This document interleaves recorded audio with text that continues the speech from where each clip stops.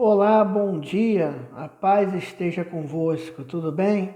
Hoje, domingo, com a graça e a misericórdia de Deus, nós vamos dar continuidade a nossos estudos, Que são hoje sobre as parábolas de Jesus. Meu nome é Michel Vinagre, nós somos da Igreja Batista Alfa e Ômega. O telefone pastoral que está à sua disposição para nos ligar a qualquer horário é o 99385 0375. Se você quiser uma oração, um culto no lar, enfim, estamos aqui para servi-lo. Dentro dessas parábolas de Jesus, nós já pregamos, estamos entrando na quarta parábola, que é a do mordomo infiel.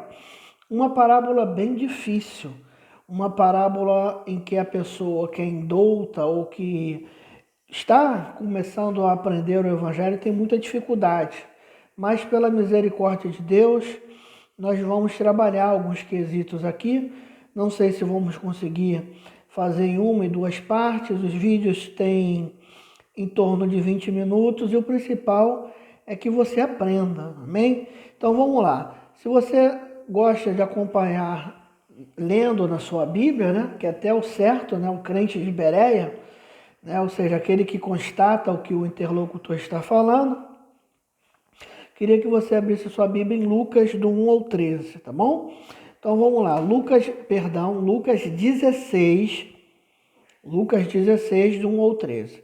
Lucas 16 diz: havia um homem rico, cujo administrador foi acusado de dissipar seus bens. Então, chamando-lhe, lhe disse: que é isto que eu ouço de ti?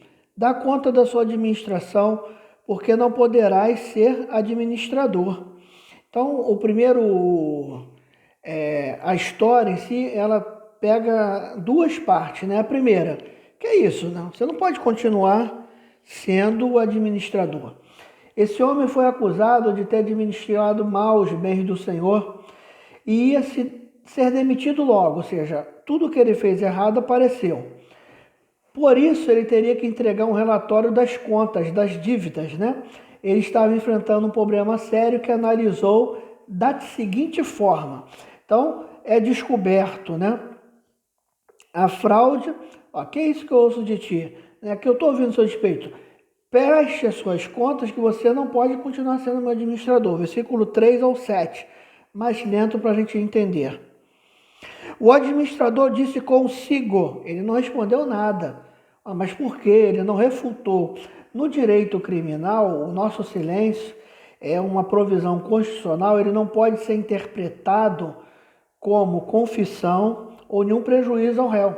Mas a gente está se atendo a uma discussão de fato. E muitas das vezes essas discussões de fato, que são as interlocutórias, são as da vida, entre patrão e chefe, entre amigos, quando está ali no embate sobre a verdade, o silêncio é, entre aspas, uma confissão do erro, da conduta.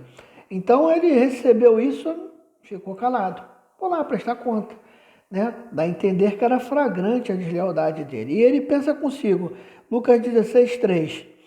O administrador disse consigo, ele foi com ele mesmo, começa a capciosidade.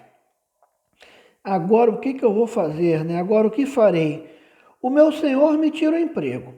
Cavar não posso, porque dá a entender que ele era idoso.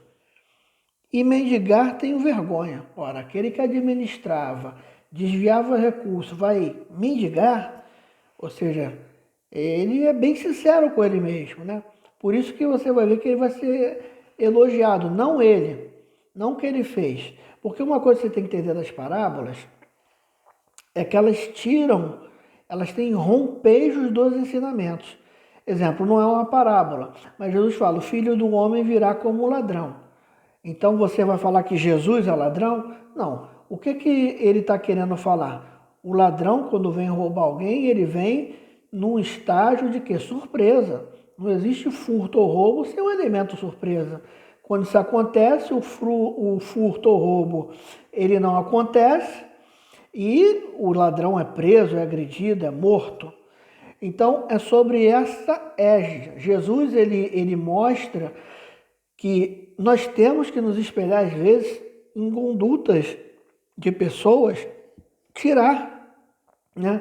Às vezes, qualidades de pessoas, porque veja bem, às vezes a religião louca tira o mérito das pessoas. E todos nós somos criaturas de Deus. Deus ama o homem. O homem é inteligente, em qualquer que seja o seu estágio, seja mal, seja bom. E os filhos de Deus, às vezes, eles querem ficar num estágio de abnegação do mundo e nós temos que aprender muito. Eu vou dar um exemplo, né? Satanás, ele não é burro. Então não há a menor necessidade de um pregador falar que nós temos um adversário que não é burro ou não é inteligente. Eu sei até que no Étimo poderia se questionar, se ele fosse inteligente não abandonaria Deus. Sim, ele tomou atitudes erradas, mas ele não é burro. Ele não é uma pessoa que desiste. O inimigo das nossas almas não desiste dos servos de Deus. Até o último instante ele vai tentar, tentou a todos.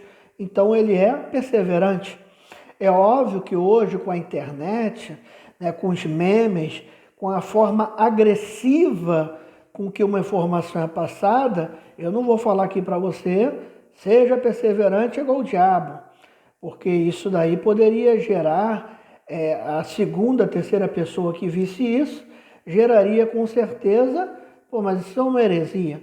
Mas é notório que nós estamos falando de um ser que pega padrões de homens de Deus como Abraão, como Jó, como todos, e tenta-os, porque nós somos homens, então isso é um estágio de perseverança. Então, essa parábola é simplesmente para tirar ensinamentos dos filhos das trevas, né? E diga-se, filho das trevas, conduta dada àquele que não tem Jesus, não é, que pertence a uma determinada religião e que segue fielmente os princípios do adversário. Então, nós vemos aqui que ele fala com ele, né? Versículo 3. Que isso? Eu não sei cavar, eu não tenho vergonha. Versículo 4. Lucas 16, 4. Eu sei que eu vou fazer para que, quando for demitido da administração, me receba em suas casas, chamando a si cada um dos devedores, seu senhor, cada um.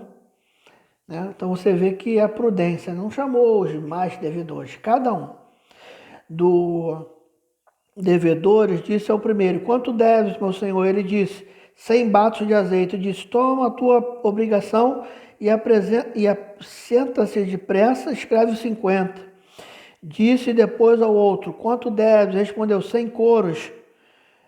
Disse-lhe: toma a tua obrigação e escreve 80. Depois de refletir, esse administrador inventou um plano para reduzir as dívidas que as pessoas tinham com o patrão.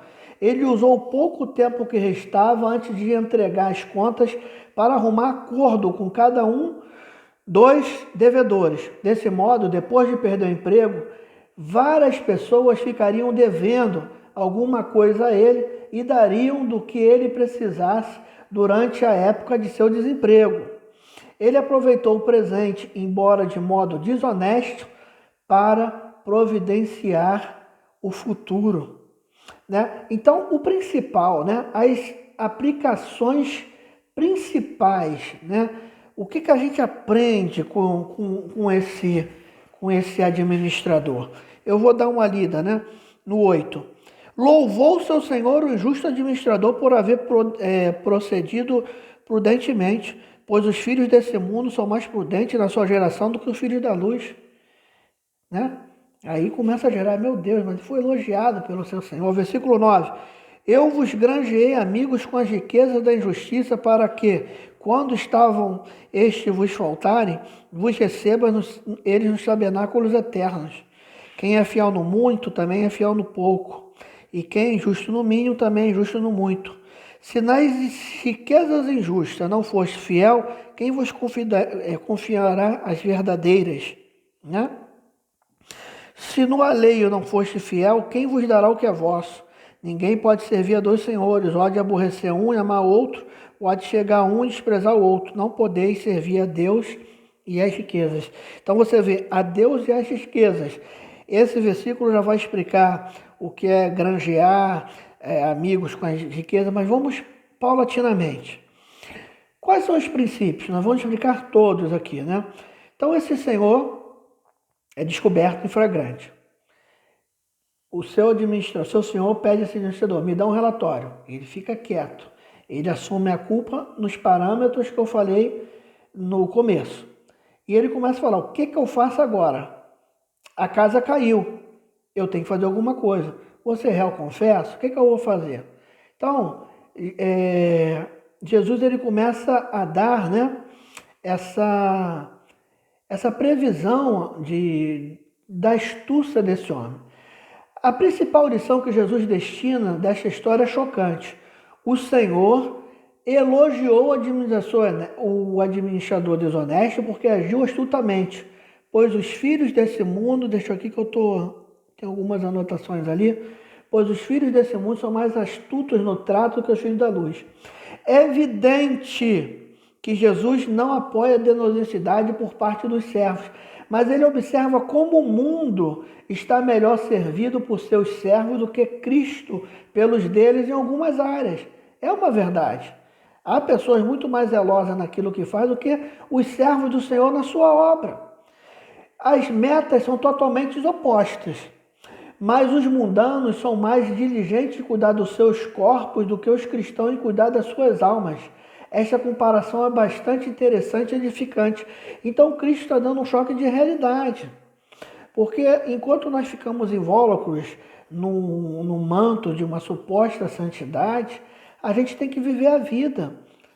Hoje eu advogo, como vários pastores, um advoga, outros são médicos, outros são pedreiro. E nós estamos no mercado de trabalho, igual qualquer um, tentando fazer a diferença e tentando nos corrigir. Não somos perfeitos.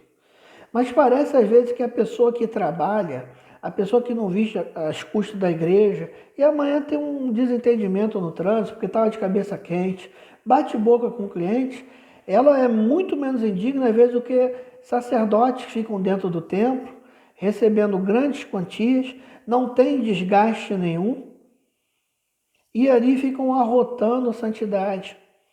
A vida é prática e nós pregamos a Cristo, cultuamos Ele, mas nós vivemos no mundo, se relacionamos com o mundo. Somos obrigados a respeitar todos. Nós não devemos favor a nenhuma pessoa de outra crença, a nenhum ateu. Nós temos a obrigação de respeitá-lo de verdade, não com fingimento.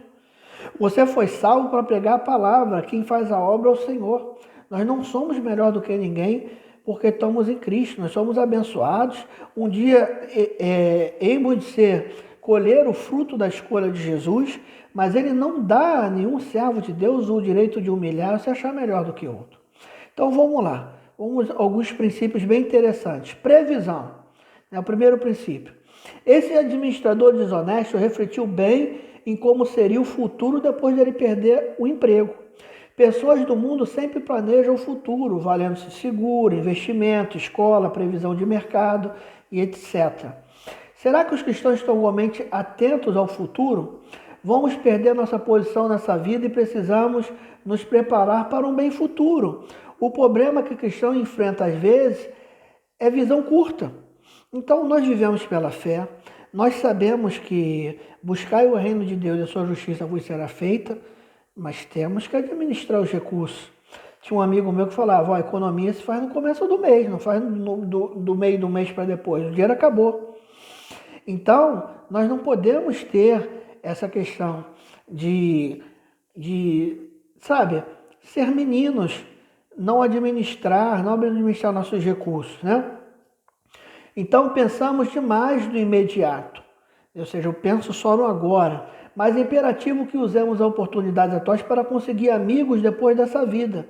Não nos deixemos ficar distraídos pelas preocupações e interesses de hoje, mas focalizemos sempre no lar eterno que temos almejado. Ou seja, esse administrador previu o futuro. Ele pensou no futuro, olha, tá ruim, a casa vai cair, eu vou ficar desempregado, eu tenho que ter uma previsão. E Cristo traça isso para a gente. A gente está aqui para fazer amigos. A gente está aqui para fazer a obra de Deus. A gente está aqui, ele só pensou na coisa material. Mas a nossa importância, por isso que você que nos acompanha, seria bom você dar uma olhada no nosso estudo de Filipenses, porque se completa. né? Paulo está dando um show sobre isso no capítulo 1, sobre a necessidade de olhar para o verdadeiro evangelho. Então esse homem, ele pensou além. Você tem que pensar além. Ele não pensou no momento, estou desempregado e acabou. Ele pensou além. Pensa no além. Pensa na obra do Senhor. Pensa em não recuar. Pensa em economizar quando pode. Não tenha um pensamento imediato, porque pensamento imediato não pode definir você. Você está triste, está com uma perda de um familiar, está doente. Isso resume você? Não, você é muito maior do que isso. Então, previsão, sabe, para que não sejamos tentados pelo adversário. Segunda coisa, realismo, né? O administrador infiel percebeu a seriedade da situação. Ele não chorou, ele não se lamentou, mas encarou a realidade e começou a se preparar. Nós, às vezes, queixamos da dificuldade, dos mandamentos do Senhor e das frustrações com nossas situações, mas precisamos enfrentar os fatos de modo corajoso, decisivo. Não temos como mudar os fatos.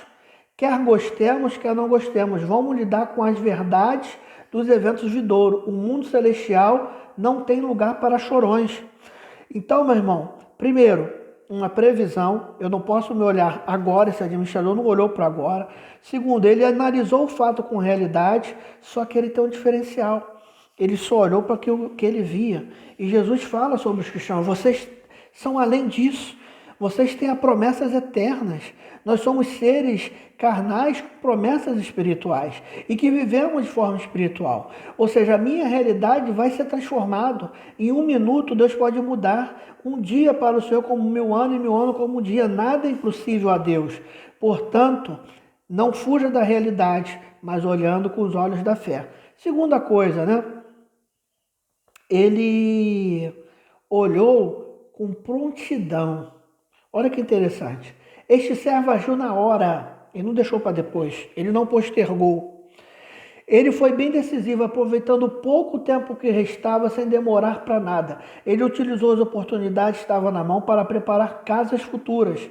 Nosso problema muitas vezes é que admiramos demais as coisas que iremos fazer. Admiramos demais no mundo da ideia. Sempre temos boa intenção. Pretendemos mudar um dia, mas esse dia nunca chega. Este supervisor entendeu que logo perderia seu emprego, por isso não demorou nenhum minuto. É hoje. O que Deus tem fazendo na tua vida é hoje.